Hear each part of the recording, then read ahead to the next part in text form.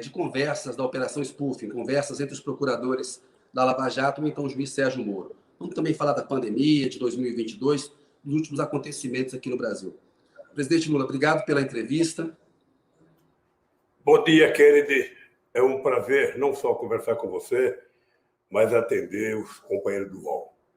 Obrigado, presidente. Presidente, queria começar falando da pandemia, mas antes, falar um pouco do seu estado de saúde. O senhor sempre tratou com muita transparência o seu estado de saúde. Quando teve o câncer na laringe, tornou público todo aquele tratamento. Recentemente, o senhor teve Covid, estava em Cuba, voltou para o Brasil, teve no Sírio-Libanês recentemente. Como é que está a sua saúde? Como é que o senhor está se sentindo? Kennedy, está muito boa a minha saúde. Você sabe que eu fui para Cuba fazer um documentário com o Oliver Stone sobre o Brasil e sobre a América Latina.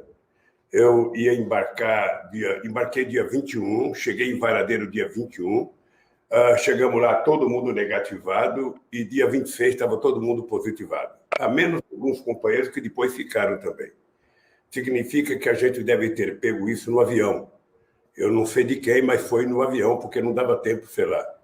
Aí ficamos isolados lá, eu fiquei 15 dias isolado, fiquei tomando antibiótico porque se detectou uma mancha no pulmão, uma pneumonia, sei lá, causada pelo coronavírus, e voltei para o Brasil bem. Quando foi sábado retrasado, eu comecei a sentir um mal-estar e falei com o doutor Calil, fui ao Sírio, cheguei lá, eles acharam que era uma bactéria. Outra vez eu tomei 10 dias de antibiótico, agora estou em casa tranquilo, sabe, me cuidando e me precavendo contra o coronavírus, porque... Como é que foi a intensidade dessa Covid do senhor? Como foi a intensidade da Covid do senhor? Ela foi média? Foi mais grave? Como é que o senhor se sentiu? O senhor que passou pela doença? A verdade é que eu não senti nada, esse é o dilema. Eu não senti absolutamente nada. Eu fiquei sabendo que eu tinha mancha porque eu fiz uma tomografia e aí os médicos me colocaram lá na veia, eu fiquei tomando antibiótico 10 dias e aí a mancha diminuiu, cheguei no Brasil, fiz outra tomografia, a mancha tinha quase que desaparecido totalmente e eu não senti nada. Então eu não sei dizer para você os efeitos do coronavírus porque eu não senti nada. Eu acho que a irresponsabilidade com que o Brasil está tratando a questão da pandemia é muito séria. E eu estou na expectativa da vacina. Quando ela sair, no momento certo, adequado, eu vou tomar a vacina. Mas eu acho que ainda, sabe, a gente precisa utilizar máscara o tempo inteiro e utilizar álcool gel, sabe, toda hora lavar as mãos, porque tá ficando visível que a nova cepa é pior do que a outra. É mais letal do que a outra. E eu acho que o Brasil vai precisar de muito cuidado e muita responsabilidade da sociedade, já que o nosso governo parece que não está preocupado. Não se sabe em relação à letalidade. Parece que ela é mais transmissível, mais fácil de ser transmitida. O PT divulgou uma informação de que o senhor só se vacinaria quando a vacina estivesse disponível para todos os brasileiros. Mas o senhor tem 75 anos, em breve o senhor pode se vacinar, e faz sentido se vacinar, porque o senhor protege a si mesmo e as outras pessoas também. Essa informação procede, que o senhor só vai se vacinar depois, quando todo mundo tiver a vacina, o que parece que vai demorar, ou quando tiver no seu grupo etário, o senhor vai se vacinar? Não procede, não. Eu não quis tomar a chamada vacina junto com os ex-presidentes. Aquela encenação política eu não quis fazer. O que eu disse naquela época é que a hora que chegasse o meu momento, na hora que tivesse vacina para todas as pessoas que têm 75 anos de idade, eu vou, como cidadão normal, procurar um pouco de saúde e vou tomar a minha vacina. Isso é importante, presidente. Eu conheço muita gente, alguns idosos, se recusando a tomar a vacina, mesmo podendo tomar, por causa dessa questão da desinformação. E eu quero entrar na questão da pandemia com o senhor. A gente está caminhando para 250 mil mortes. Tem cidades interrompendo a pouca vacinação que já estão fazendo, aí mantendo só para quem vai tomar a segunda dose. A gente tem um presidente que é negacionista, sabotou o uso da máscara, sabotou a vacina, anda de jet ski e faz aglomeração na praia, dá um mau exemplo para os cidadãos. O ministro da Saúde prometeu 230 milhões de vacinas até julho, o fim de julho. A gente não sabe de onde ele vai tirar isso, porque o Brasil não fez acordo com os laboratórios. Parece, mais uma vez, uma proposta vazia do ministro Pazuello aos governadores. A gente está no fim da fila no mundo. na busca por essas vacinas. O Congresso não quer nem saber de votar os crimes de responsabilidade do Bolsonaro e, eventualmente, aprovar o impeachment. O Procurador-Geral da República, crimes de responsabilidade cometidos pelo Bolsonaro. Como é que o Brasil vai sair dessa com o governo federal sendo o principal problema, presidente? Kennedy, dia 12 de dezembro do ano passado, eu fiz um pronunciamento sobre a questão da vacina no Brasil. Um pronunciamento, acho que de 12 minutos, mostrando a irresponsabilidade do governo brasileiro no trato de uma questão, sabe, que interessava a 220 milhões de brasileiros. Acontece que o Bolsonaro negava e continua negando. O ministro da Saúde não montou um protocolo, sabe, oficial do governo para tratar da questão da vacina. Eles passaram metade do tempo tentando vender remédio que não servia para nada, passaram metade do tempo, sabe, eu diria, desmobilizando a sociedade. E eu acho que não tem medida de curto prazo, sabe, porque não tem vacina no mercado e porque o governo não tem credibilidade para comprar. Nós estamos aí vendo governadores brigar atrás de vacina, nós estamos vendo cidades atrás de vacinas. O que nós temos que fazer?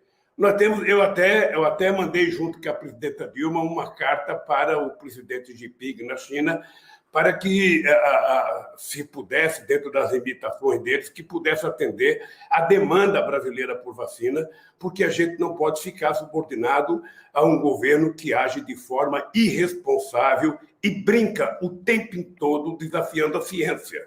Ou seja, a situação é grave e a sociedade tem que perceber isso. Ou a sociedade coloca o pé na parede e exige que esse governo compre vacina. Não adianta dizer que vai comprar 238 milhões, sabe, de vacinas se não diz de onde vem, se não diz quem é que vai vender, porque ninguém está querendo vender, sabe, para um país que não acredita na vacina. Então, a situação é grave. O conselho que eu dou é que, enquanto a gente não tem a vacina, a gente se cuide. A gente se cuida, ou seja, cada um cuide da sua vida, cada um cuide da sua família, cada um cuide do seu espaço, não pode ter muita aglomeração, tem que utilizar máscara, ou seja, é o que a gente pode fazer. Mas a gente sabe que o papel do governo federal já que a gente tinha 60 pedidos de impeachment, e Rodrigo Maia não colocou nenhum em votação. O Rodrigo Maia disse que não colocou em votação porque não seria aprovado e o Bolsonaro se fortaleceria. O senhor acha que o Rodrigo Maia errou, que o Congresso é cúmplice, deveria ter votado um pedido de impeachment, ainda que fosse para o Bolsonaro derrubá-lo? Veja, Kennedy, você não consegue saber o resultado de um processo do impeachment quando ele começa. É como jogar uma pedra. Você joga uma pedra mirando uma coisa e, às vezes, ela vai bem longe de onde você mirou. Na hora que você começa a discutir o processo de impeachment e você começa a aparecer e você começa a perceber que aparecem novos fatos, novas acusações, você percebe que as coisas vão tomando um rumo. Eu não quero impeachment do Bolsonaro porque eu não gosto do Bolsonaro, porque eu sou adversário do Bolsonaro. É porque o Bolsonaro já tomou várias medidas que mereciam impeachment, e, sobretudo, essa medida genocida da vacina.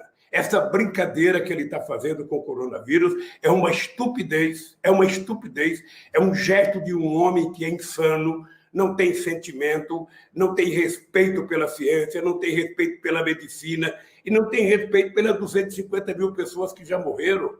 E sabe Deus quantas vão morrer, porque está ficando cada vez pior. Você veja uma cidade como Araraquara, que o ano passado era modelo de enfrentamento da coronavírus, com a nova cepa, Araraquara está vivendo situações difíceis, e a informação que eu tenho, e que você deve ter, porque está todo dia nos rádios e na televisão, é que essa nova cepa é mais violenta, é mais letal, é mais agressiva e pega, inclusive, gente mais jovem. Presidente, o Haddad disse em entrevista na semana passada que ele acha que não dá mais tempo de votar o impeachment do Bolsonaro. O senhor ainda é a favor do impeachment? Acha que há tempo? Ou uma eventual saída do Bolsonaro vai depender do resultado da eleição em outubro do ano que vem? Olha, eu sinceramente acho que no andar da carruagem, se for discutir o impeachment agora, até cumprir todo o ritual, você vai chegar no ano que vem. E aí é ano eleitoral. Eu sinceramente, não acho. Se a gente não conseguiu colocar impeachment em votação com o Rodrigo Maia, certamente você não vai conseguir colocar impeachment agora com o Lira. Então, eu penso que, sinceramente, sabe, abertamente ao povo brasileiro, eu não acredito que haja um tempo agora de fazer o debate sobre o impeachment. E nem o Lira vai colocar impeachment em votação. E o senhor acha correto chamar o Bolsonaro de genocida ou é injusto, é exagerado, ou mais gente adoeceu e morreu por causa da ação dele? Kennedy, tem um delay entre a minha fala e a tua, e me parece que o começo da tua fala eu perco. O senhor acha que é correto chamar o Bolsonaro de genocida pelo comportamento que ele teve? Eu acho. Aliás, eu tenho chamado várias vezes. Um presidente da República que não se importa com a morte de 250 mil pessoas, um presidente da República que não se importa em qualificar o seu palavreado para a sociedade cada vez que abre a boca para uma televisão, para uma rádio, ou quando fala no seu próprio Twitter, um presidente da República que não tem respeito pela situação que está vivendo as pessoas mais pobres, mais doentes, mais velhas, ou seja, só pode ser genocida. Só pode ser genocida. Ou seja, ele não gosta da vida. Um presidente da República que, ao invés de estar preocupado em comprar livro didático, ao invés de estar preocupado em gerar emprego, ao invés de estar preocupado em aumentar emprego, ao invés de estar preocupado em cuidar do custo de vida desse povo, esse presidente está incentivando a utilização de arma. Arma e mais arma, arma e mais arma. Ou seja, enquanto eu fiz o Estatuto do Desarmamento, sabe, porque eu acreditava que somente a paz, e a paz ela só vem com harmonia social, com justiça social, com o Estado estando presente junto aos locais mais necessitados desse país. Ou seja, ele acha que tudo vai ser resolvido com bala. Aumenta a quantidade de pistola, a quantidade de revólver, a quantidade de rifle, a quantidade de espingarda, a quantidade de cartucho, ou seja, que está resolvido o problema do Brasil. Ele só pode ser chamado de genocida. Presidente, eu queria mudar um pouquinho de assunto. Eu vou voltar a falar um pouquinho dessa questão das armas e do Bolsonaro um pouco mais à frente. A gente teve recentemente o ministro Ricardo Lewandowski, do Supremo Tribunal Federal, liberou aí novos lotes daquelas conversas entre os procuradores da Força Tarefa da Lava Jato em Curitiba e o então juiz Sérgio Moro. Cresceu a chance, na avaliação de muita gente, e o Supremo referendou na semana passada a validade do acesso da sua defesa a essas informações. E o ministro Gilmar Mendes diz que pretende julgar depois do Carnaval, portanto, em breve, o pedido de suspeição do Moro. E isso pode permitir que o senhor anule atos do Moro e sentenças, né? Uma sentença do Moro, no caso, do apartamento no Guarujá, e a outra dada pela juíza Gabriela Hart, no caso de Atibaia, mas com atos que, no processo da instrução que foram do Moro. Se o senhor conseguir anular essas sentenças e tiver a condição eleitoral de disputar em 2022, o senhor será candidato a presidente da República novamente? Deixa eu primeiro dizer uma coisa para você. Eu não sei qual será a decisão da Suprema Corte. O que eu sei é que eu sou refém. Eu sou refém da maior mentira contada nesse país, uma mentira jurídico-política, inventada pelo Moro, inventada pela quadrilha da Lava Jato de Curitiba, inventada pelo juiz do TRF4 no Rio Grande do Sul, inventada pela Rede Globo de televisão. Ou seja, eu sou refém da maior mentira já contada na história desse país, desde que aqui Cabral colocou dos pés, para evitar que eu pudesse ser candidato a presidente da República. Então, eu quero te dizer, Kennedy, eu me considero refém da maior mentira jurídico-política desse país. Nós vamos falar dessa questão. Nós vamos falar que Moro. Então, o que eu espero? Eu espero, e é a coisa que eu mais espero, sabe, é que eles tomem a decisão de anular todas as mentiras contadas contra mim, anular todos os processos contra mim. Se quiser começar de novo, comece de novo, porque nós estamos reivindicando qualquer julgamento justo. Agora, o que eu não posso é ser vítima de uma canalhada. Você veja, Kennedy, que o presidente, mas espera aí, só um minutinho. Pelo PowerPoint que foi apresentado pelo Dallagnol como prova de que eu era chefe de uma quadrilha, foi reprovado. Eu ganhei na justiça e o Ministério Público nem recorreu. Mesmo assim, a mentira continuou.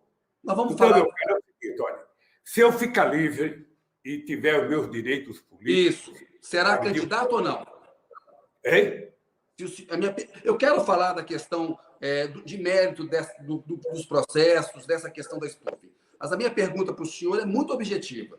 Se o senhor tiver condição eleitoral de concorrer no ano que vem, o senhor vai concorrer? Vai depender das circunstâncias políticas do momento em que for decidir. Vai depender do PT, vai depender das candidaturas dentro do PT, vai depender das alianças políticas que a gente vai fazer, vai depender se for necessário ou não eu ser candidato. Sabe, vamos ser franco, Kennedy, eu já fui presidente da República. Eu necessariamente não preciso ser novamente presidente da República. Para que eu seja presidente da República, é preciso que haja uma razão maior para que eu possa ser candidato a presidente da República. E eu tenho certeza que se for necessário para derrotar o tal do bolsonarismo, não tenho dúvida à disposição. Mas isso ainda tem tempo para decidir. Sabe? Eu achei extraordinária essa coisa do Haddad ir para a rua andar e continuar falando. Nós temos que debater muito a questão das universidades, dos estudantes, temos que debater a questão do custo de vida, a questão da desindustrialização do país, do desemprego, da fome. Ou seja, então, eu acho que, sabe, vamos discutir o Brasil e depois a gente discute candidatura. Por enquanto, presidente, eu acho, só um minutinho. Vamos conversar aqui, que é importante isso. Tem uma sequência, nós vamos falar de toda a questão do processo. Nós temos tempo para falar, mas é importante ter claro, já deixou muito claro. Né? Se for para derrotar o bolsonarismo, só topa ser candidato. No entanto, se o senhor avaliar que não deva ser candidato, o Haddad é o nome que será o candidato? Olha, o Haddad é um nome extraordinário. Não tem ninguém melhor do que o Haddad. Aliás, o Haddad tem um passaporte de 47 milhões de votos para começar qualquer campanha. Quem é que tem isso no Brasil? Quem é que já teve 47 milhões de votos nesse país? Somente quem ganhou as eleições, somente outros presidentes. Então, o Haddad é uma figura que tem que ser levado muito em conta, com muito respeito, não só porque tem um passaporte dado pelo povo brasileiro, como é altamente qualificado para a disputa. Mas tem uma crítica de que há uma ludodependência do Haddad, de que o Haddad é um candidato por procuração. Ele mesmo disse que se o senhor pudesse ser candidato, é o candidato dele. Aquela história de que o Haddad seria um poste do senhor. Uma parcela do eleitorado tem essa percepção de que o senhor indicou a Dilma uma vez para ser candidata, acabou dando no que deu.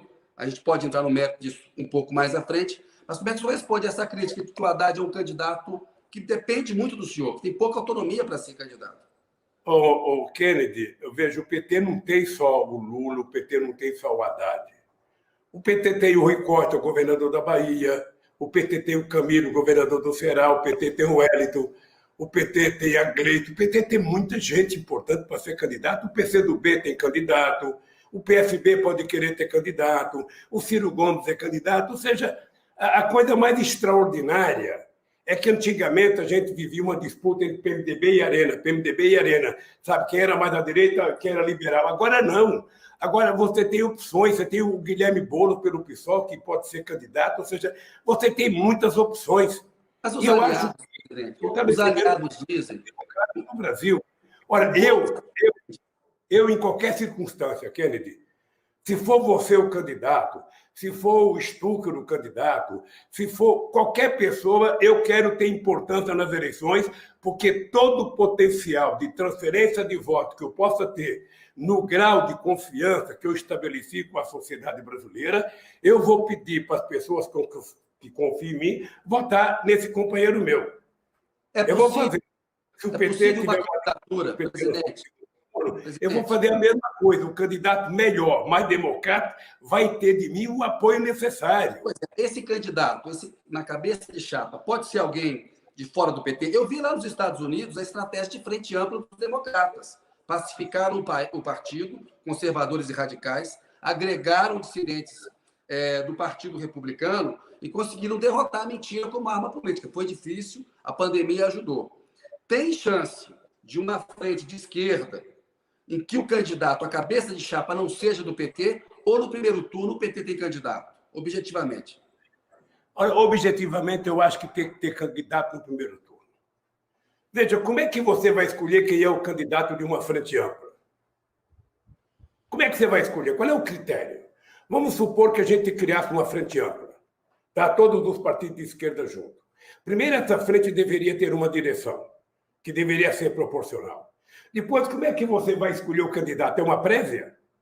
É uma pesquisa? A melhor prévia que tem é a disputa no primeiro turno. Todo mundo que puder lança candidato, com o compromisso do que no segundo turno todo mundo se junta. Não pode depois um inventar de ir para Paris, outro inventar de ir para a Suécia, outro inventar de ir para Nova York, outro achar, sabe? Não dá. Nós temos que fazer um pacto no primeiro turno. Quem for, fazer como o Brizola fez comigo em 1989. O Brizola, como ele achava que ele ia para o segundo turno, o Brizola dizia: eu, se não for para o segundo turno, apoio o Lula. Se ele não for, ele me apoia.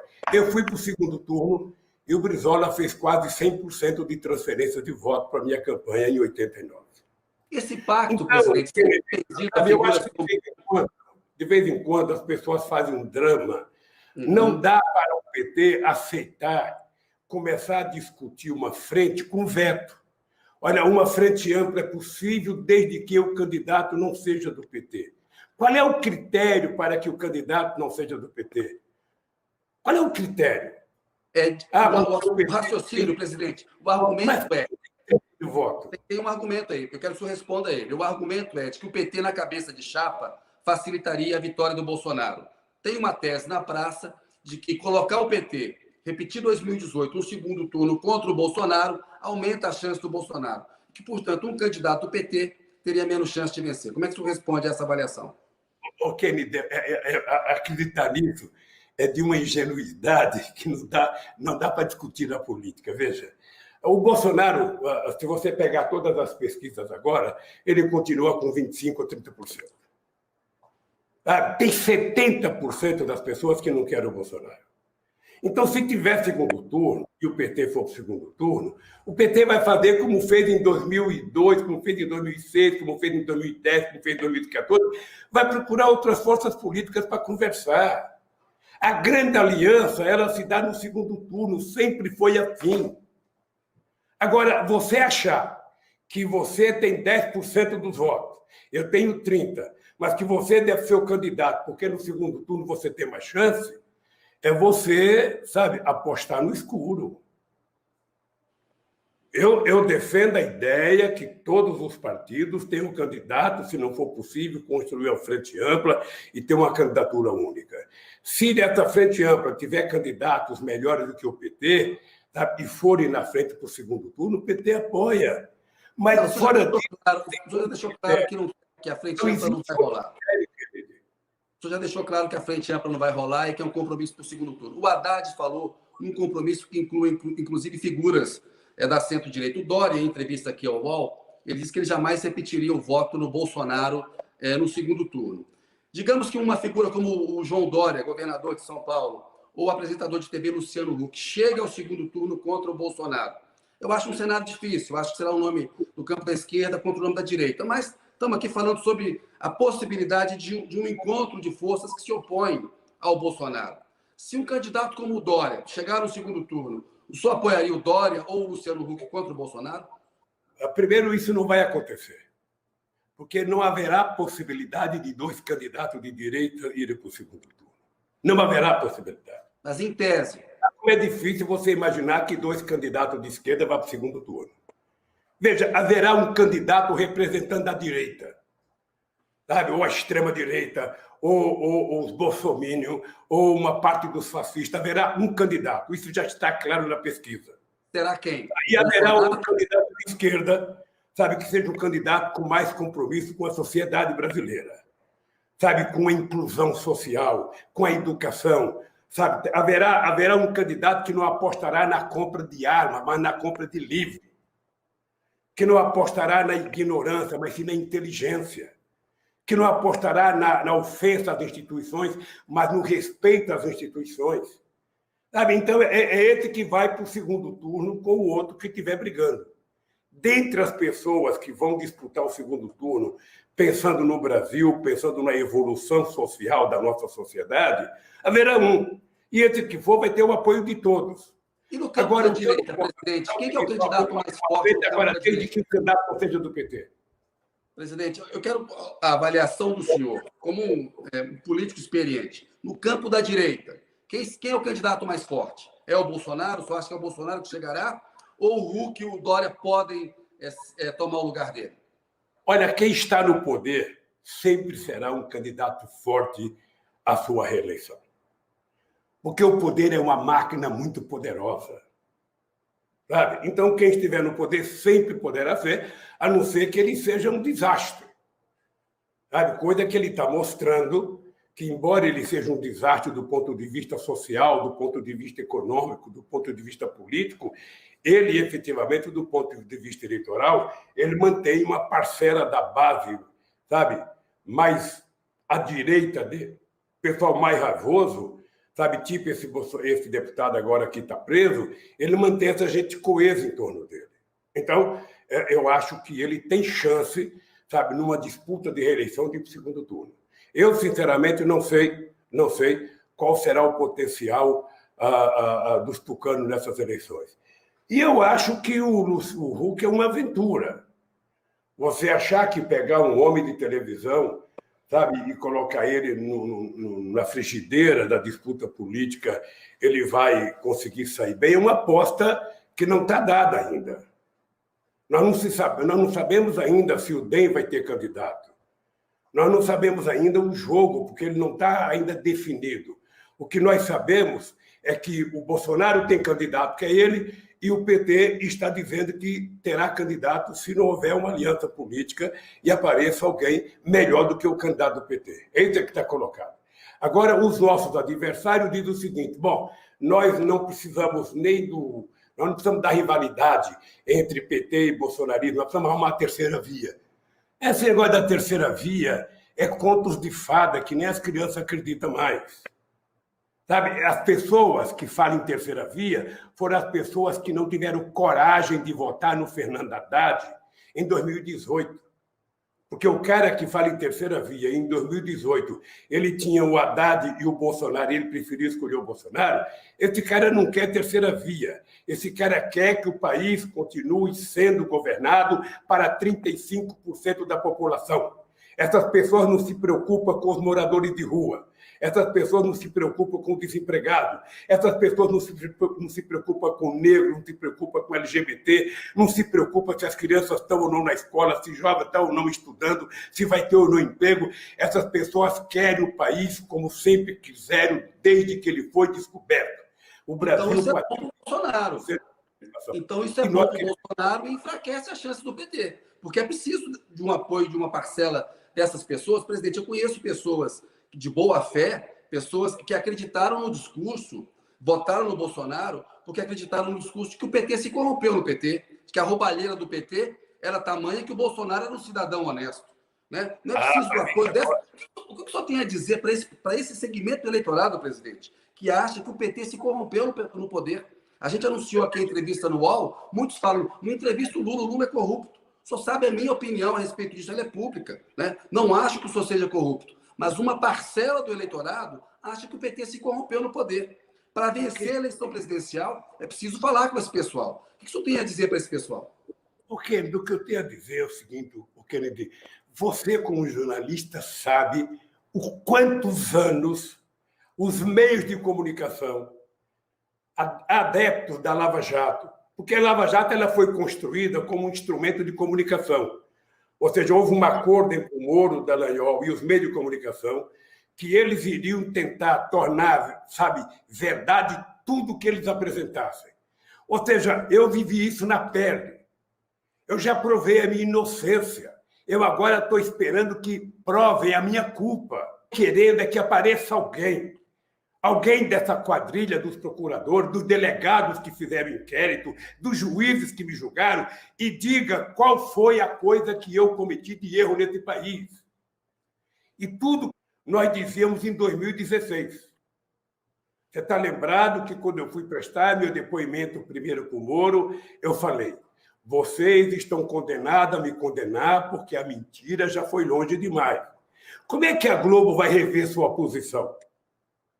Como é que a Folha, o Estadão, o Globo, a Época, a Veja, Isto É, o SBT, a Record, a Bandeirantes, como é que eles vão rever a posição? Se eles passaram 4 anos dizendo, sabe, que tinha havido um verdadeiro achaque na Petrobras, se o que eles fizeram, na verdade, foi legalizar o roubo.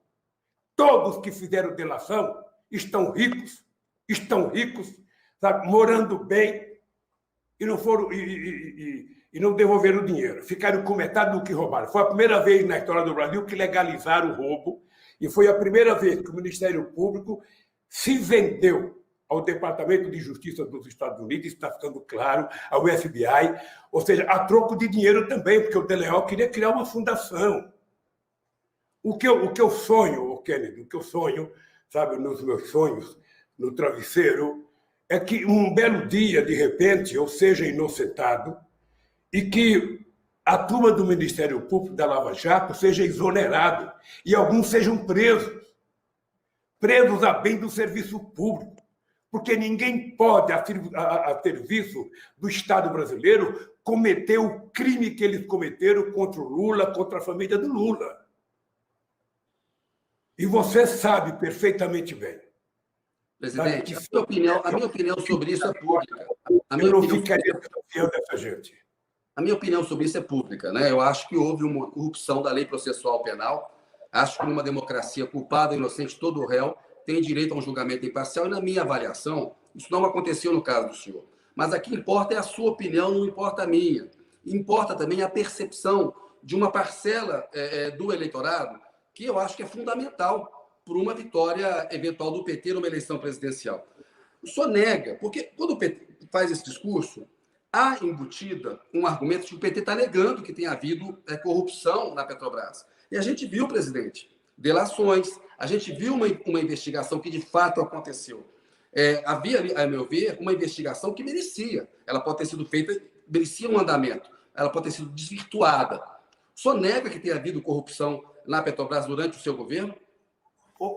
Mas se houve corrupção na Petrobras ou em qualquer outro lugar, é simples, no mundo inteiro se resolve isso. Você prende os corruptos e deixa a empresa funcionar e existir. Você acha que era necessário quebrar as empresas de engenharia do país?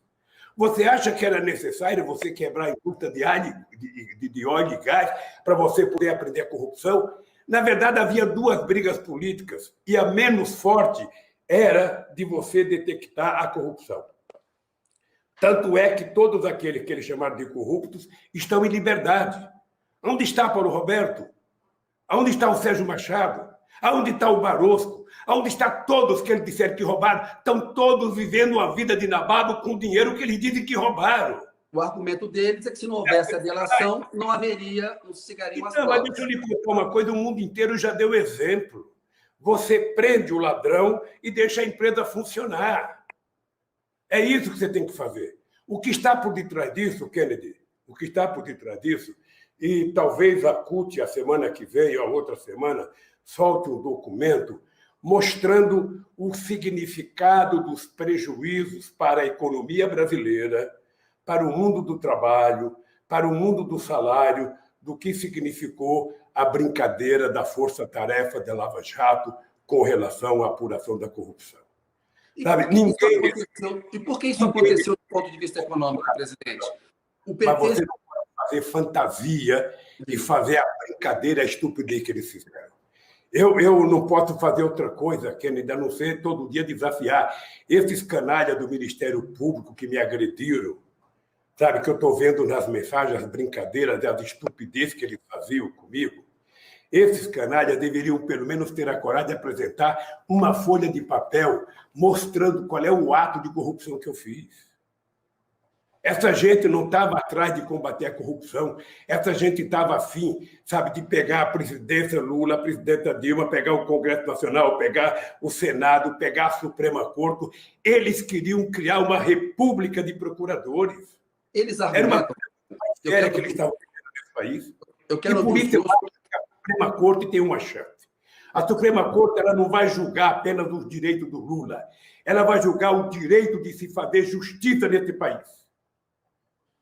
Ela vai julgar o direito da presunção de inocência. Todo mundo tem direito de um julgamento justo.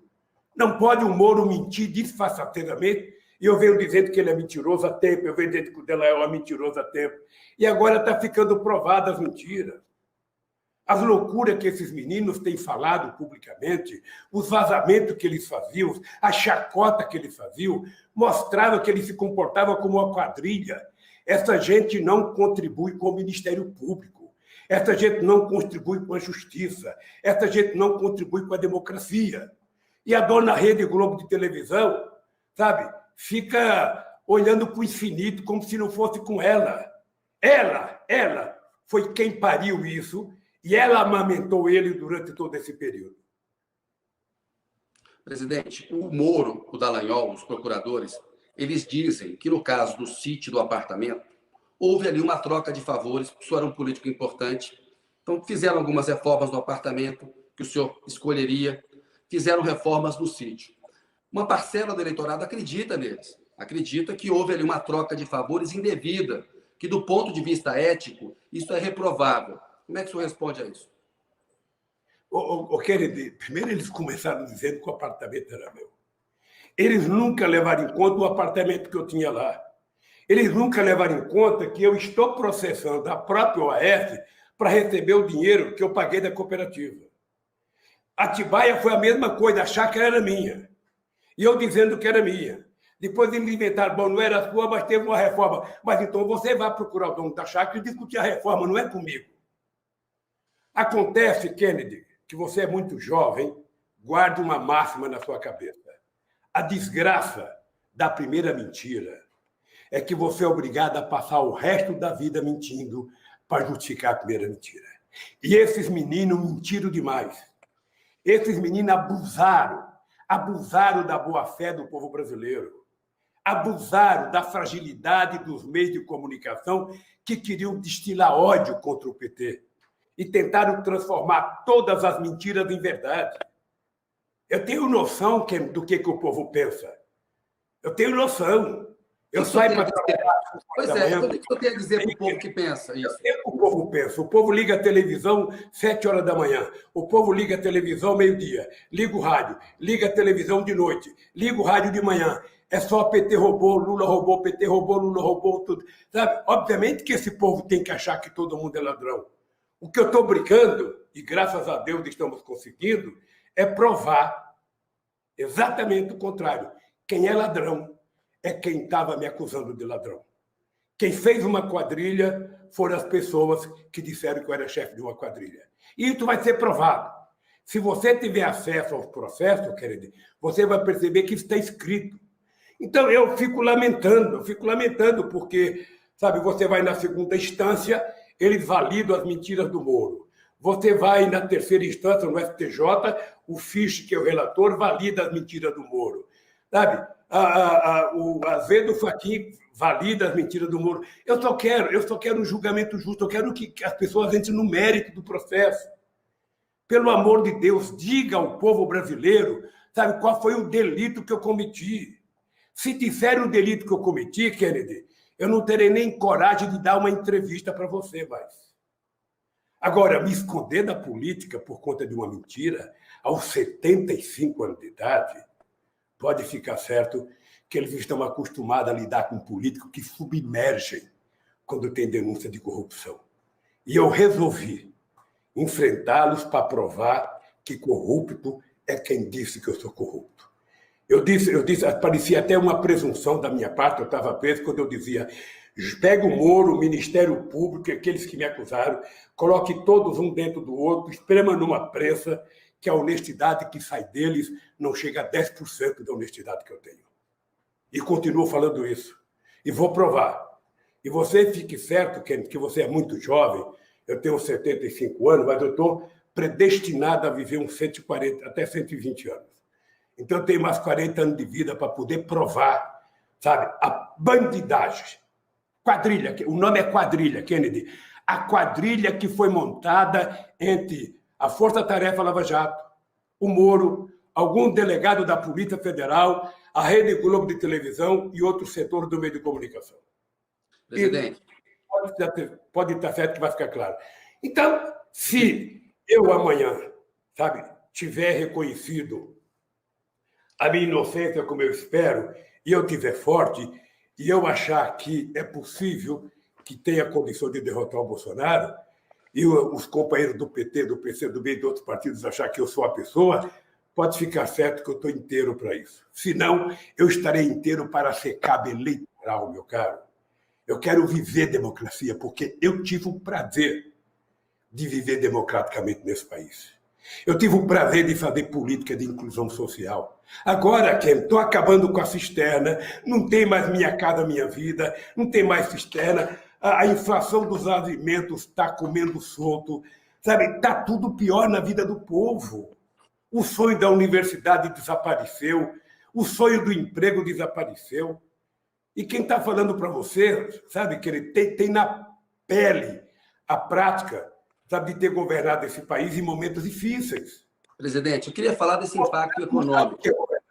Eu queria falar dessa questão do impacto econômico da Lava Jato. As conversas da Operação Spoofing mostram muita proximidade dos procuradores com autoridades americanas, autoridades suíças, e há até um questionamento sobre a legalidade dessa cooperação internacional na Lava Jato. A gente sabe o impacto que isso teve em setores da economia. Entanto, o PT fala muitas vezes que essa foi uma operação a mando dos Estados Unidos. Isso não é uma teoria conspiratória? Não é mais sensato achar que a Lava Jato ela acabou sendo utilizada pelos Estados Unidos porque interessava a eles, claro, enfraquecer a projeção geopolítica do Brasil naquele momento, mas o desvirtuamento da investigação se deveu muito mais a um despreparo do Moro, a um deslumbramento dos procuradores com o modo de vida americano, uma vontade de entregar para os americanos a investigação. Qual que é a sua avaliação sobre essa cooperação internacional aí? Kennedy, você sabe que eu não sou adepto da teoria da conspiração. Você sabe que eu não sou adepto. Mas desde o começo. Isso quem está dizendo não sou eu, Lula. Se você pegar a minha defesa, você vai perceber que desde 2016 meus advogados vêm provando a participação do Departamento de Justiça americano nesse processo. Agora está aprovado o FBI. Ou seja, havia interesse dos americanos na Petrobras. Havia interesse dos americanos no desmonte da indústria de engenharia desse país. Sabe? Havia interesse dos americanos na indústria de óleo e gás nesse país. E eles estabeleciam a multa.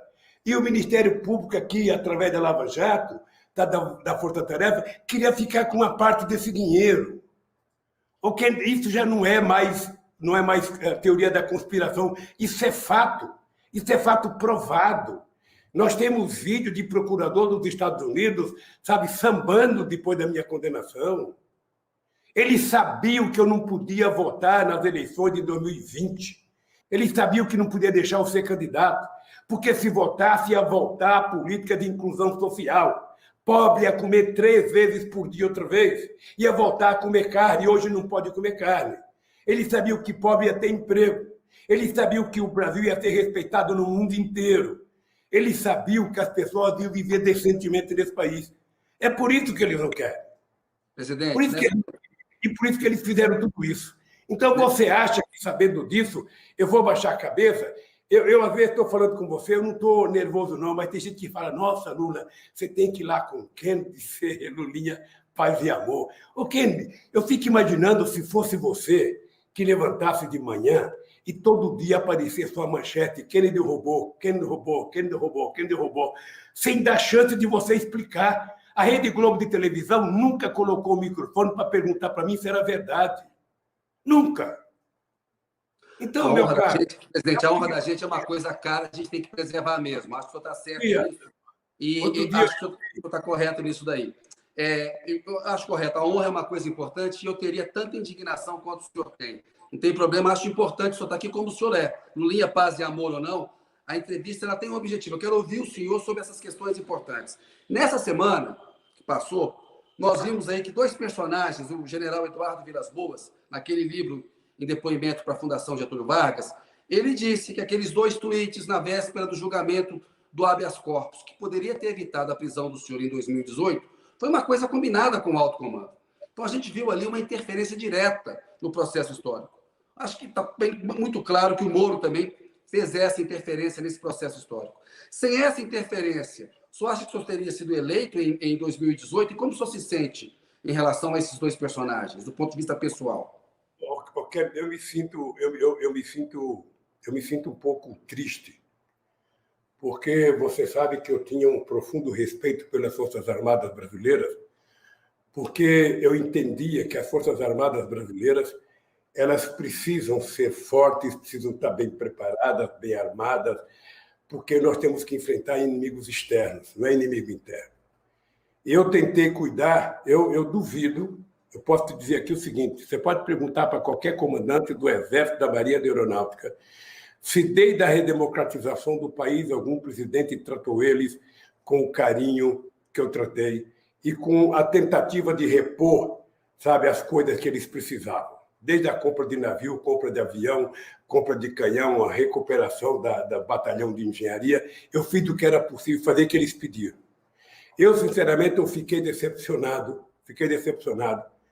Eu acho que, em algum momento, alguma comissão na Câmara precisaria chamar o general, que é chefe do comandante, para saber se é verdade, se eles participaram daquilo.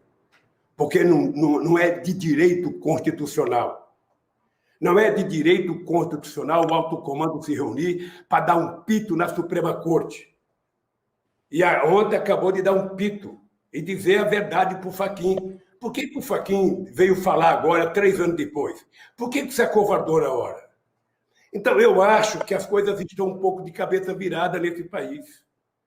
Sabe, as Forças Armadas, elas existem para cuidar da soberania nacional. Elas não existem para interferir se alguém vai ou não ser candidato a presidente da República. Se eles quiserem disputar, o general que saia do generalato e que vá disputar a presidência da República. O que eles não podem é ficar, sabe, que me parece até um jeito falso de chegar ao poder. Porque o Bolsonaro permitiu que ele chegasse, dizem que já tem quase 8 mil militares dentro do governo federal por conta disso. Ou seja, as Forças Armadas não é para isso. Pelo menos o que eu sonho. As Forças Armadas fortes que eu quero, a Marinha forte, a Aeronáutica forte, o Exército forte, eu quero para proteger o país e não para se meter na política interna. Pois é, o Bolsonaro está parecido. Sabe, não agiu corretamente.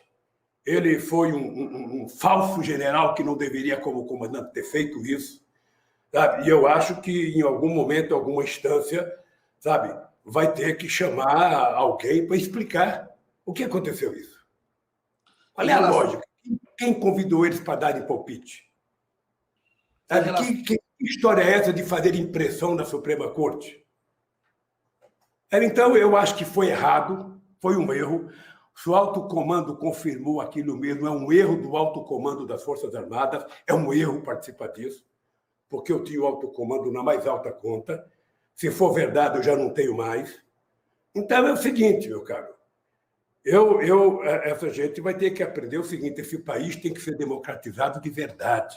Esse país não quer meia democracia, sabe, Kennedy? A democracia... Nos Estados Unidos, presidente, eu acompanhei o processo lá. O Trump, em algum momento, pressionou os militares a fazer alguma manifestação na vida doméstica. E eles deixaram muito claro lá nos Estados Unidos que eles não se intrometem na vida civil.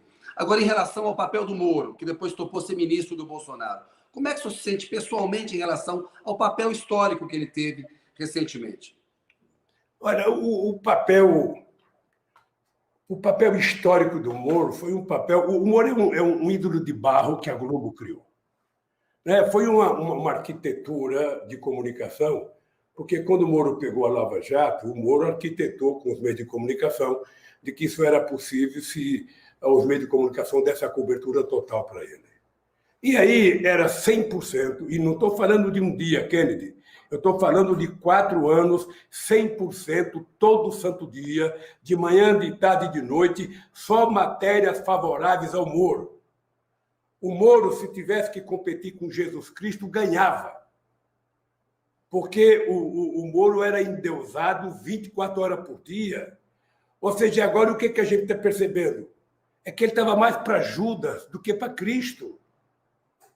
E ele tem que pagar um preço. Ninguém pode colocar uma toga para ser juiz e mentir descaradamente, falsificar acusações, orientar procuradores. Que história que é essa? Que mundo que a gente está vivendo? Eles acharam que era fácil pegar meia dúzia de ladrão e delatar, sabe? Porque você percebe pelo vazamento que a obsessão deles era alguém para citar o Lula. Era preciso, o cidadão não era chamado lá para delatar, para ser preso. Ele era chamado para delatar o Lula. Sabe que história que é essa? Então, eu acho que o Moro não pode continuar sendo juiz.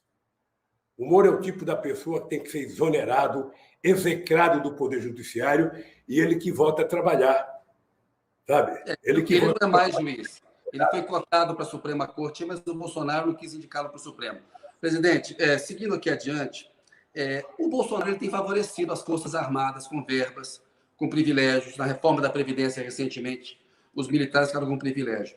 Sob risco de o Bolsonaro estar montando aí um aparato militar, miliciano, ele também tem buscado proximidade com forças policiais, como Polícia Federal, as PMs, para, se eventualmente perder a eleição de 2022, tentar dar um golpe, sob risco de golpe no Brasil, com essa aproximação, o senhor mesmo citou aí, essa entrada dos militares na vida civil no governo brasileiro? Eu posso te contar uma coisa?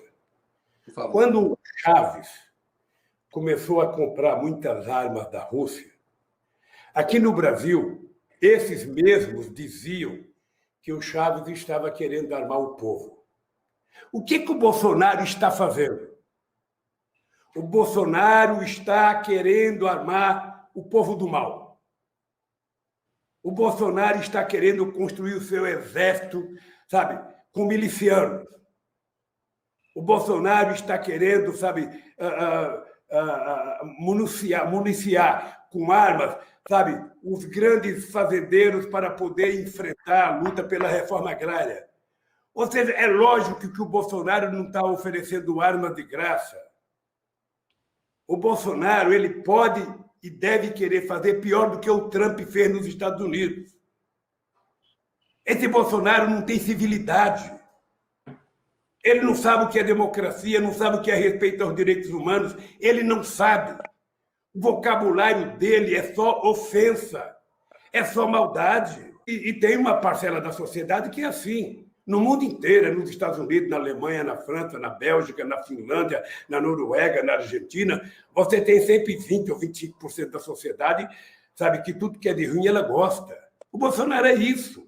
O senhor vê algo de positivo que o Bolsonaro tem feito? A sociedade civilizada, as pessoas do bem desse país precisam se insurgir contra isso. Presidente, o senhor vê algo de positivo que o Bolsonaro tenha feito nesses 2 anos? Não. Eu não consigo ver, sabe por quê? Quando ele fez o auxílio emergencial, aquilo não foi uma coisa do Bolsonaro, foi uma coisa do Congresso Nacional. E ele tem que fazer outra vez. Porque se não fizer outra vez o auxílio emergencial, não se sabe o que vai acontecer nesse país.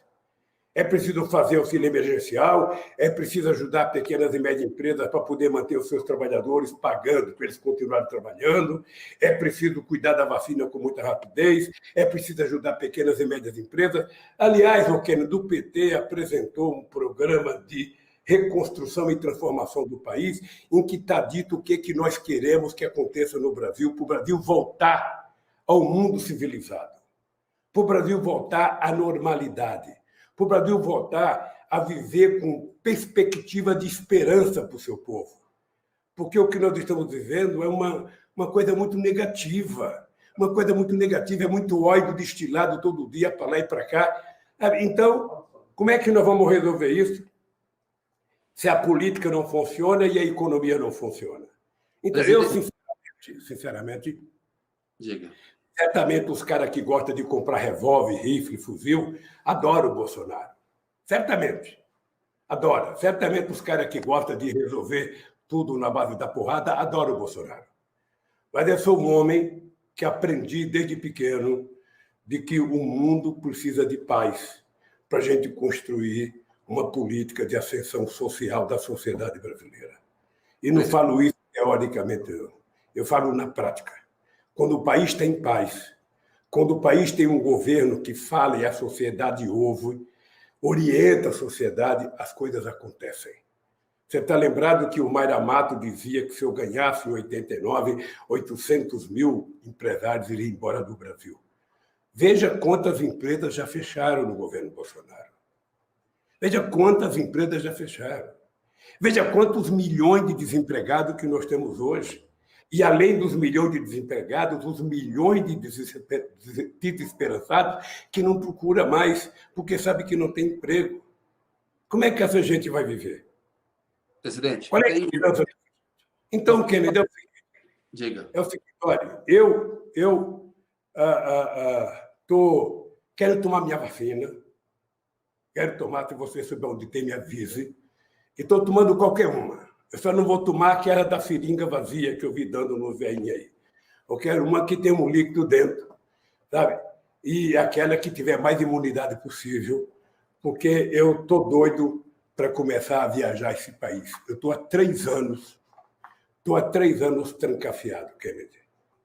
Eu fiquei 580 dias na Polícia Federal, saí da Polícia Federal, fui a Paris, fui ao Papa, fui a Genebra, no Conselho Mundial de Igreja, fui à Alemanha, voltei e outra vez fiquei trancafiado pelo Covid-19.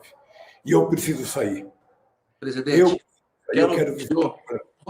Tem uma pergunta aqui para o senhor. Me deixa fazer uma pergunta aqui que é importante. O senhor falou há pouco desses homens que gostam do Bolsonaro. O ministro Alexandre de Moraes mandou prender o deputado Daniel Silveira. Existe até uma discussão se a imunidade parlamentar pode permitir aquele discurso que ele fez atacando o Supremo e a democracia. E tem também uma discussão sobre se cabe um flagrante naquele caso específico. Qual que é a opinião do senhor? Olha, a minha opinião, eu não sou advogado, a minha opinião pessoal é a seguinte: eu acho que não é o papel da Suprema Corte mandar prender pessoas, sabe? Sobretudo o deputado, porque tem fórum especializado. Ou seja, o importante é que o presidente da Câmara, sabe, reúna a Câmara e decida o que fazer com esse cara, afasta esse cara e esse cara vai ser processado normalmente. Sabe? Você acha que a Câmara hoje vai validar a prisão? A responsabilidade é do presidente da Câmara, da Comissão de Ética da Câmara, punir esse cara. Esse cara tem que ser cassado como deputado e aí ele vai para a justiça normal.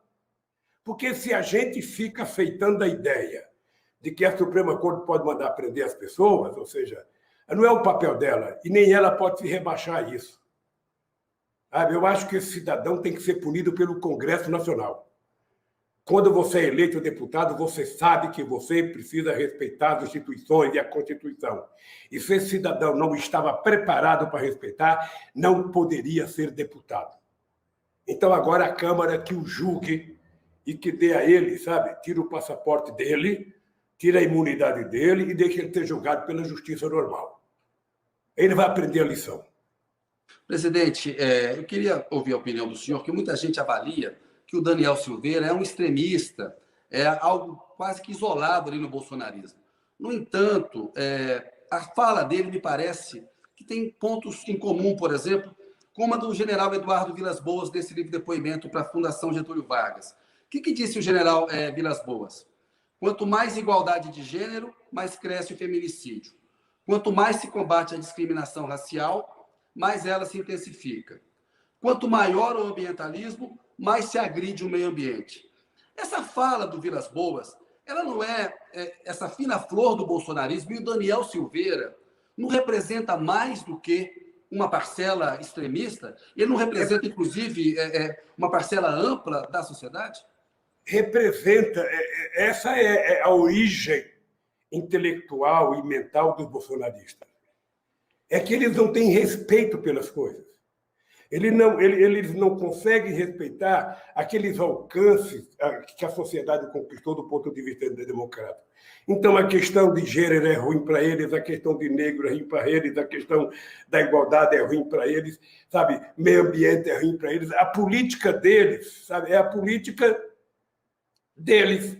Ou seja, só eles prestam, só eles falam a verdade, só eles acreditam que a Terra é plana, só eles acreditam que a vacina, quem toma vacina, sabe, vai virar jacaré. Sabe, é essa gente que vende é o fanático. Essa gente faz parte daquela turma da sociedade extremamente fanática que fala qualquer bobagem que vem pela boca, não mede as consequências do que fala, e o general representou isso. E tem outros que falam a mesma coisa. O general Heleno era um pouco assim lá no começo do governo, ele agora está mais quieto. Ou seja, a verdade é que me parece que essa gente não aprendeu nada com os quase 30 anos de democracia que nós vivemos. No governo Sarney, no governo Lula, no governo Fernando Henrique Cardoso, no governo Collor, no governo Itamar, essa gente parece que não aprendeu nada com a democracia. Até porque os militares sempre tiveram muito enfronhado na política brasileira desde há muito tempo. Presidente, o senhor teve uma conversa recente com o Ciro Gomes. Os senhores andaram trocando críticas, farpas. E, para registro histórico, eu queria saber se o senhor de fato convidou o Ciro para ser seu vice em 2018. Ele disse que aquilo era uma armadilha, que isso nunca aconteceu. Eu queria saber o que vocês conversaram e se é possível algum entendimento com o Ciro ainda. Deixa eu dizer uma coisa. Pelo fato de conhecer o Ciro bem, eu vou me abster de falar do Ciro pelo seguinte. O Ciro, um dia desse, eu não sei se foi para você ou para outro jornalista, ele disse o seguinte, que o Lula só tem uma obsessão, é acabar com o Moro. Eu nunca falei de acabar com o Moro, eu quero julgar o Moro. O Ciro é que disse que isso se resolveria na bala, uma coisa mais ou menos assim, ele disse em alguns meios de comunicação. O Ciro tem um estilo próprio. O Ciro tem um estilo próprio. O Ciro é aquele cidadão, sabe, que é até bom de bola, mas ele não sabe fazer o jogo coletivo. Se ele puder pegar a bola, tentar driblar todo mundo e perder, sabe, não tem problema. Ele não tá preocupado. Mas ele ficou ao lado da Dilma no impeachment, né? Ele ficou ao lado da Dilma no impeachment, ele apoiou o senhor naquela época do mensalão. Ele se queixa de que ele foi um aliado fiel e que não consegue ter um papel de maior destaque porque o PT tem uma hegemonia na esquerda. Esse é o argumento básico. Gente, ele não consegue porque ele não constrói. Ou seja, o Ciro passa o ano inteiro atacando o PT e quando chega na época das eleições ele quer que o PT apoie o Ciro. É impossível. É impossível. O Ciro sabe disso, eu já conversei com o Ciro. E como todo mundo sabe que eu tenho respeito pelo Ciro, que eu gosto pessoalmente do Ciro. Todo mundo sabe disso. Agora, não dá para você viver democraticamente com uma pessoa, sabe, que não sabe conviver democraticamente.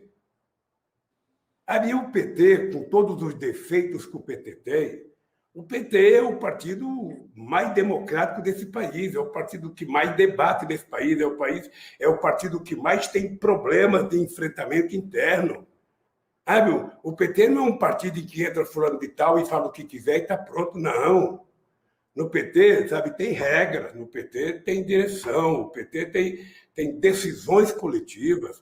E, lamentavelmente, o Ciro me parece que não é chegado a isso. Mas eu, de qualquer forma, eu sempre desejo ao Ciro toda a sorte do mundo.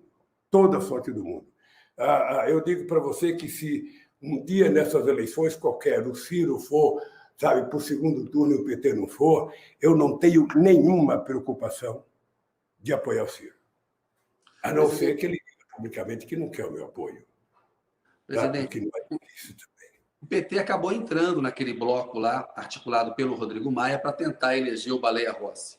E acabou que depois o DEM roeu a corda ali, se dividiu, houve divisão no próprio Tucanato. Há também bastidores que dão conta de que alguns petistas votaram no Arthur Lira. Foi errado a esquerda ter se aliado ao candidato do Rodrigo Maia para tentar derrotar o Bolsonaro? Alguma lição fica desse episódio? Kennedy, eu não sei se você percebeu, agora há pouco eu utilizei a palavra ídolo de barro, está lembrado? Sim. O Rodrigo Maia foi outro ídolo criado pelos meios de comunicação.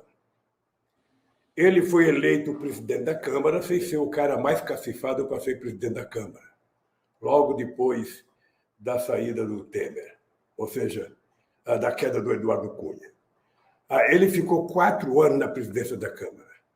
Ele aparecia todo santo dia, de segunda a domingo, na imprensa, andando sozinho naquele tapete verde, e vendia essa ideia que ele era um extraordinário articulador político, que ele era, quem sabe, um próximo candidato a presidente da República, porque ele tinha muita força. Na hora que ele teve que medir forças concretas, ele terminou perdendo e sem partido. Porque de você contar os votos da esquerda, você vai perceber que o Rodrigo Maia não teve 25 votos dele votando no Baleia. Ora, houve um erro da esquerda votar no Baleia. Eu vou dizer para você, na disputa parlamentar, a gente tem que discutir em função da realidade parlamentar. Eu, no dia da eleição, eu disse aos companheiros do PT que se eles não estavam entregando o número que eles pensavam que tinham, não tinha porque o PT ia até o fundo do poço. O PT poderia ter saído e ter lançado o candidato. Mas, ainda assim, eles acreditavam que o PMDB, que o PSDB ia estar com eles, e não estavam. Sabe? E eu tinha certeza, Kennedy, um presidente da República, ele não perde as eleições da presidência da Câmara. Ele não perdeu. A Dilma perdeu. Eu, uma vez, porque o PT lançou o Grijaldi, achando que a bancada ruralista ia votar no Grijaldi. E o Virgílio fez uma dissidência, e no segundo turno o Severino ganhou. E a Dilma com Eduardo Cunha, porque a Dilma achava, sabe, que a Dilma, o articulador político, que não tinha que conversar, que a gente ia ganhar. Mas um presidente que quiser articular, ele sempre vai ganhar a presidência da Câmara. E deu o que tinha que dar. Agora não adianta ficar chorando. Agora é o seguinte, tem que ter um presidente e tem que conversar com ele, precisa fazer a pauta com ele, discutir a pauta, ver o que é importante, discutir nas comissões. Sabe, acabou. E fica ali. A gente sabe que o Congresso é muito importante. A gente sabe que o Congresso é muito importante, o Centrão domina lá. Para 2022, o PT não tinha que ter uma estratégia eleitoral de lançar candidatos para puxar voto, para ter uma maior bancada, pegar a estrela do partido? Kennedy, eu estou tendo um probleminha com você, que toda vez que começa um novo bloco, quando você fala, demora um pouquinho para te ouvir. Algumas palavras que você fala são comidas, eu não ouço. Eu vou repetir aqui. É importante formar a maioria para governar, né? O Congresso é dominado por partidos conservadores, está lá o Centrão. Há uma tese de que o PT deveria, em 2022, lançar puxadores de voto, pegar os nomes mais fortes do partido e lançar deputado federal para tentar ter uma bancada maior do que tem hoje. É a maior bancada, mas é menor do que já foi. O que você acha dessa ideia de o PT ter puxadores de voto para 2022 na eleição para a Câmara dos Deputados? Olha, é muito importante. É muito importante, mas eu, particularmente, querido, eu acho o seguinte, olha, o PT precisa fazer o esforço de crescer na Câmara, de ter mais deputados, de lançar puxadores de voto. Essa é uma coisa importante. É uma lição que o PT está aprendendo ao longo dos anos. Da mesma forma, para o Senado. Se a gente tiver que fazer aliança em alguns estados, a gente fazer aliança na perspectiva de ficar no majoritário com alguém capaz de ser eleito senador da República, porque um senador conta muito na hora das articulações políticas. Eu sou favorável. Agora, onde o PT tiver candidatura ao governo do Estado que possa ganhar, o PT tem que lançar candidato ao governo do Estado. Sabe? Mas se perceber que não tem condições de ganhar, eu sou da ideia que a gente deveria lançar a pessoa ou a deputado ou ao Senado, para que a gente tenha um Senado forte e uma bancada forte. Presidente, falando aí nessa importância de lições que foram aprendidas, né? Esse processo todo, né? Eu não quero usar a palavra autocrítica, não, e depois até quero ouvir o senhor a respeito de outros assuntos também, de política externa.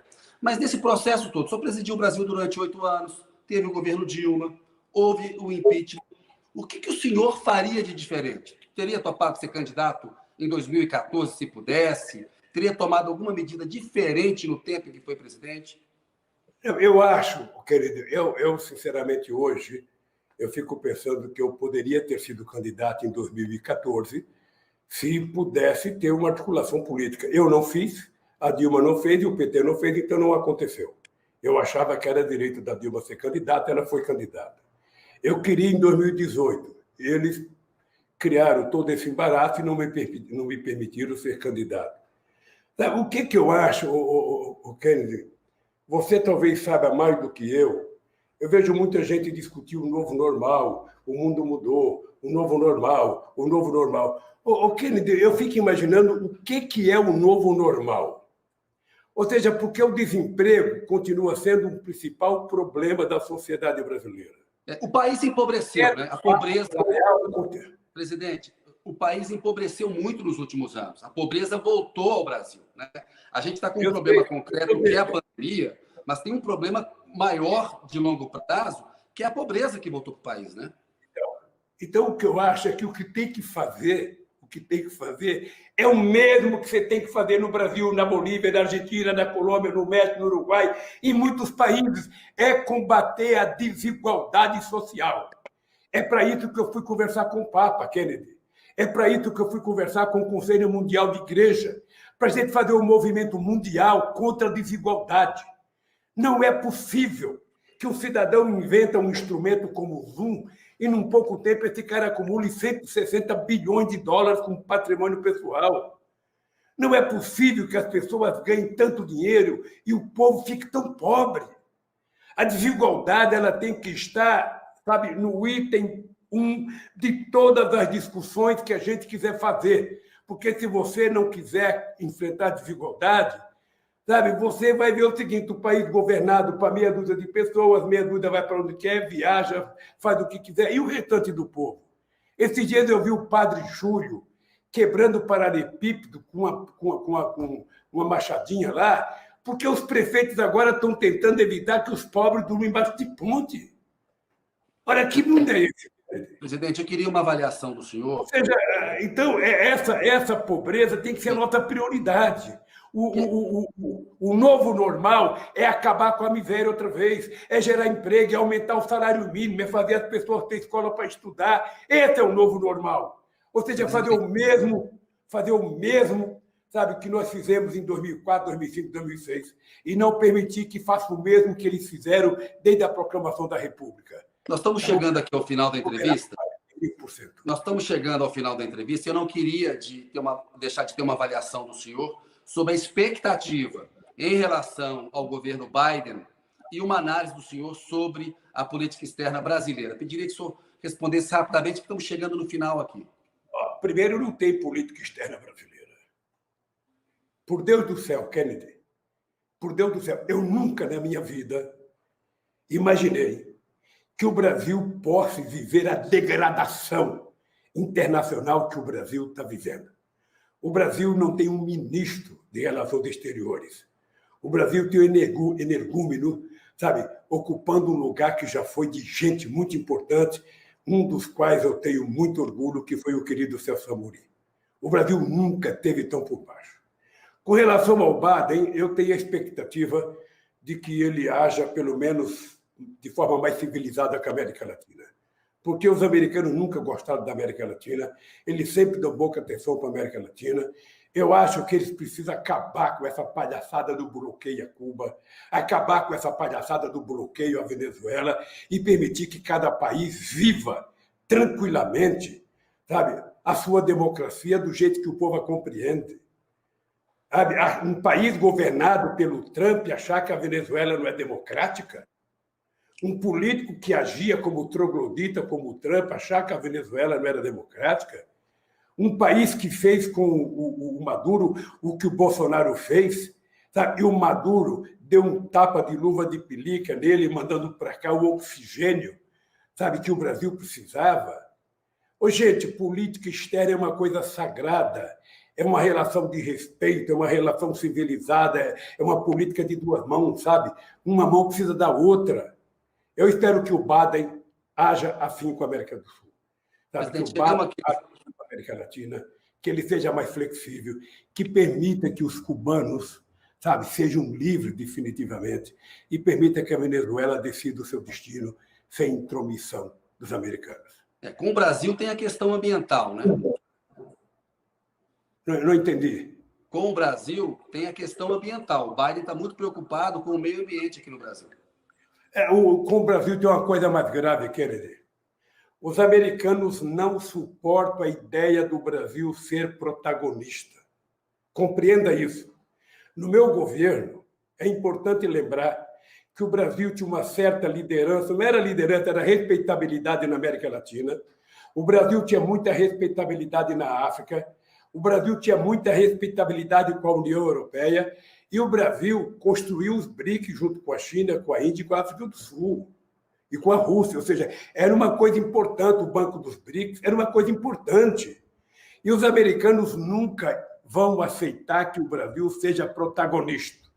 Então, os americanos preferem um governo que seja capacho, um governo que lamba as botas dele, que beija as botas dele, sabe? E se o PT voltar ao governo, esse país vai ter uma política externa soberana, altiva, uma política voltada para uma política sul-sul, sem respeitar os irmãos ricos do norte. Presidente. Mas, veja, o Brasil já provou que é possível fazer isso. O Brasil já provou que é possível.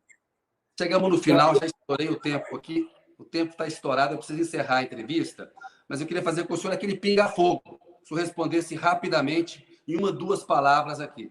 Getúlio Vargas. Foi um grande presidente, sobretudo de 50 a 54. Juscelino Kubitschek. Não vi. Juscelino Kubitschek, JK. É, JK.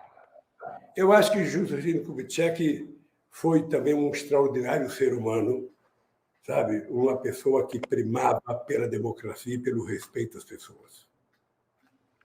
Jânio Quadros. Não estou ouvindo. Jânio Quadros. Ouviu agora? Jânio Quadros? Isso. Então, Jânio Quadros é aquela experiência do Bolsonaro, a experiência do Collor. Quando você elege um presidente porque ele é fanfarrão, o resultado deu no Jânio Quadros, depois deu no Collor e agora deu no Bolsonaro. João Goulart. Jango. João Goulart. O João Goulart não teve o direito de ser o presidente que ele poderia ser. Ele foi um injustiçado nesse país. Ditadura militar de 64. O golpe de 64? Isso, a ditadura. Eu acho que foi uma excrescência. Para quem não acredita que os americanos se metem no Brasil, 64 foi isso. Foi uma política de interesse dos Estados Unidos. Tancredo Neves. Tancredo Neves, ouviu? Tancredo. Hein? Tancredo. Olha, Tancredo é o seguinte, eu tinha amizade com o Tancredo. O Tancredo não chegou a ser presidente. O Tancredo é engraçado porque está lá o quadro dele no salão do presidente e ele nem tomou posse. Mas o Tancredo é uma belíssima figura, agradabilíssimo, esperto, mineiro, até os dentes. Sarney. José Sarney. Não. Não ouviu? José Sarney. Na sequência do Tancredo, Sarney. Mas não está saindo, não está saindo. Nós estamos com um problema da tua fala aí. Veja, o Sarney, eu tinha muita dúvida com relação ao Sarney, mas eu acho que se não fosse o Sarney, possivelmente a gente não tivesse atravessado aquele momento difícil para consolidar a democracia no país. Sarney foi um presidente importante para garantir a democracia. Collor. Olha, o Collor é o resultado da política, da negação da política. Jânio, Collor, Bolsonaro, toda vez que você nega a política, você elege alguém assim, que no meio do caminho percebe que não vai dar certo. Itamar Franco. Você não vai perguntar do Fernando Henrique Cardoso? Não, o Itamar Franco. Antes do Fernando Henrique tem o Itamar. O Itamar foi um bom homem. Aliás, o Itamar é um homem de bem, um homem sério. Fernando Henrique Cardoso. Então, o Fernando Henrique Cardoso, eu dizia quando eu concorri às eleições, o Fernando Henrique Cardoso foi um presidente que deu mais cara à democracia brasileira. Eu acho que o Fernando Henrique Cardoso cometeu 2 erros, que eu não sei se de problema pessoal, psicológico, ou seja, o primeiro, ele não soube tirar proveito da eleição de um metalúrgico presidente da República. Sabe? E eu sei que ele teve um papel muito bom naquela eleição. Eu dizia que, às vezes, eu achava que ele queria que eu ganhasse mais do que o Serra, porque ele sabia que o Serra ia ser adversário dele e que eu não ia dar certo e que ele ia votar 4 anos depois. Olha, como eu dei certo, eu acho que ele ficou com raiva, ou seja, ele não soube digerir o sucesso do meu governo. Mas é uma pessoa bem civilizada, é um cara que eu tive boa relação de amizade, sabe?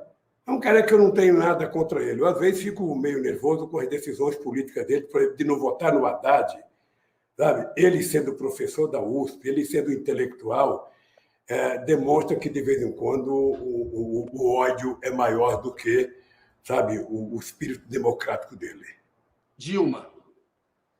A Dilma.